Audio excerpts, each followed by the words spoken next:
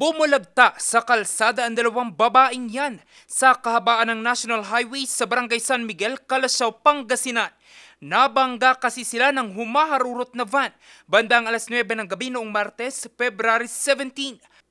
Ang mga biktima may edad 35 at 60. Pauwi na po sana itong mga to, sir, at tatawid nga po sa kabila nang bigla po silang mabangga ng van. At yung senior citizen po natin is yung victim number 1 is sa lakas po ng impact is tumapon sa kabilang linya ng kalsada. Dead on arrival ang 60 anyos sa babae habang sugatan naman ang 35 anyos na babae.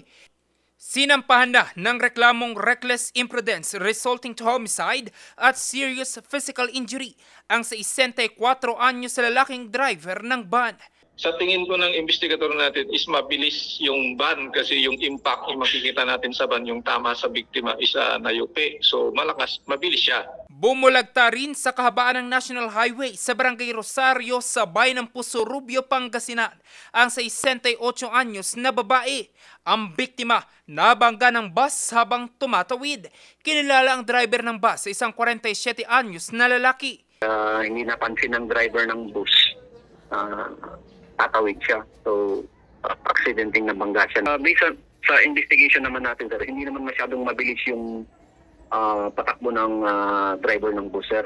It so happen na malakas lang yung impact at nagkaroon ng fatal injuries yung nasabing biktima. Idiniklarang dead on arrival ang biktima.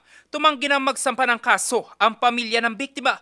Tiniyak naman ng driver ng bus na magbibigay ito ng tulong sa pagpapalibing sa biktima. Jose Robert Inventor, RNG News.